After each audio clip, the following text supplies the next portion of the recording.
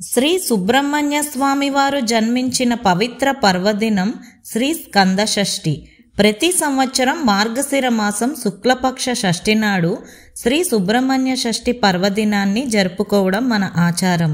6 ముఖాలు 12 భుజాలు కలిగి నెమలి వాహనారూఢుడై దివ్య తేజస్సుతో వెలుగొందుతున్న స్వామిని సేవిస్తే భక్తులకి వంశాభివృద్ధిని బుద్ధి సమృద్ధిని ప్రసాదిస్తాడు అంటారు. ఈ పర్వదినాన్ని సుబ్రహ్మణ్య షష్ఠి, సుబ్బరాయ షష్ఠి, కుమార షష్ఠి, కార్తికేయ షష్ఠి, గుహప్రియ వ్రతం అని పేర్లు ఉన్నాయి. మరి సుబ్రహ్మణ్య స్వామి అవతారం వివరాలు తెలుసుకుందామా? సురాపద్ముడు, సింహముఖుడు, తారకాసురుడు అనే రాక్షసులు లోక కంటకులై దేవతలను మానవులను కూడా బాధిస్తున్నారట. శివపార్వతుల కుమారుడే వీరిని చంపగలడని బ్రహ్మదేవుడు చెప్పారట.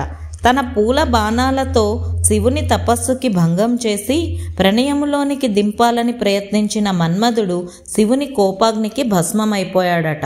శివుడి నుండి వెలువడిన తేజస్సు 6 భాగాలుగా విభజించబడిందట. వాటిని వాయువు, అగ్నిదేవుళ్ళు గంగానదిలో ఉంచారట. అవి ప్రవాహంలో వెళ్ళి వనంలో చిక్కుకొని చెక్కని బాలులలా మారాయట. వాటికి కార్తీక నక్షత్ర దేవతలు జోలపాడారట. విషయం తెలిసిన పార్వతీదేవి స్కంద అని పిలుస్తూ వారిని అక్కున చేర్చుకుంటే వారి 6 ముఖాలు 12 చేతులు గల ఒక బాలునిగా అవతరించారట.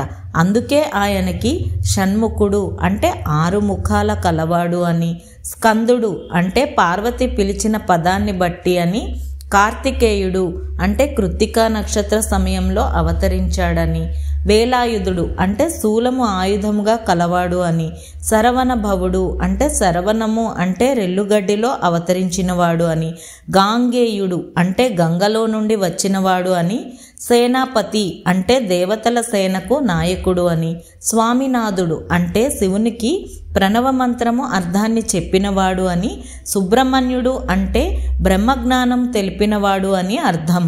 దేవతలు కోరినందున ఈయన సురపద్ముని, సింహముఖుని, తారకాసురుని వధించాడు. ఈయనకు 2 భార్యలు.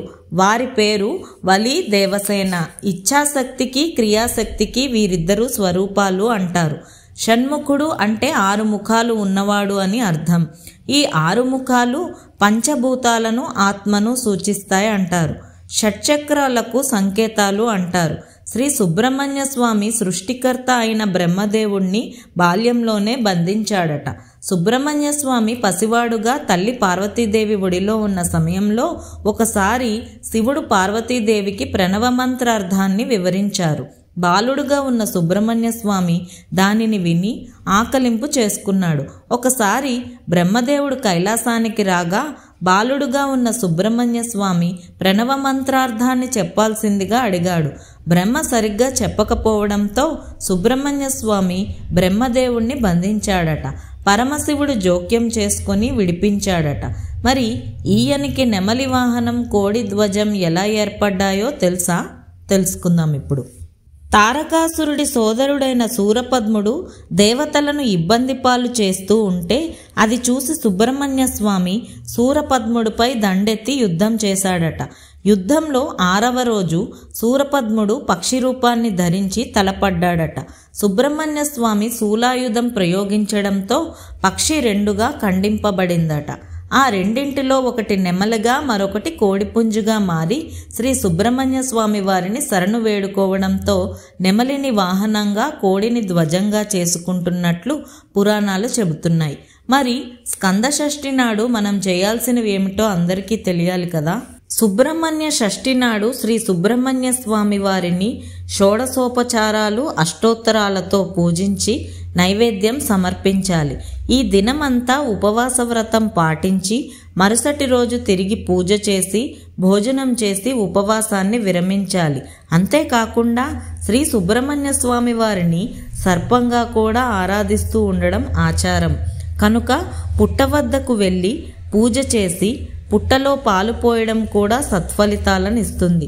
దీనికి తోడు గ్రహదోషాలతో బాధపడేవారు, ముఖ్యంగా రాహు, కేతు, సర్ప, కుజదోషములున్నవారు కఠినమైన ఉపవాసం ఉండి శ్రీ సుబ్రహ్మణ్య స్వామి వారిని పూజించడం వల్ల ఫలితాలుంటాయి అన్నది మర్చిపోకండి. అలాగే ఈరోజు బ్రాహ్మణ బ్రహ్మచారిని ఇంటికి పిలిచి సుబ్రహ్మణ్య స్వామి రూపంగా భావించి పూజించి పులగం, క్షీరాన్నం వంటి వంటలను చేసి భోజనం పెట్టి పంచల చాపు, దక్షిణలను, తాంబూలాలను ఉంచి నమస్కరించుకోవాలి. ఈ విధంగా చేయడం వలన అనంతమైన పుణ్యఫలాలు కలుగుతాయి. వీటికి తోడు ఈరోజు శరవణ భవ అనే 6 అక్షరాల నామమంత్రాన్ని పఠించడం, జపించడం కూడా మంచి ఫలితాలను ప్రసాదిస్తుంది. ఈ విధంగా సుబ్రహ్మణ్య షష్ఠి జరుపుకోవడం వల్ల వంశాభివృద్ధి, విజ్ఞానాభివృద్ధి, బుద్ధి సమృద్ధి కలుగుతాయి. శదాననం చందన లేపితాంగం మహారసం దివ్య మయూర వాహనం రుదస్య నూనం సురలోకనాథం శ్రీ సుబ్రహ్మణ్యం శరణం ప్రపద్యే అంటూ మననం చేసుకొని సుబ్రహ్మణ్య స్వామి పాదాభివందనం చేసుకొని దీవెనలు తీసుకోండి.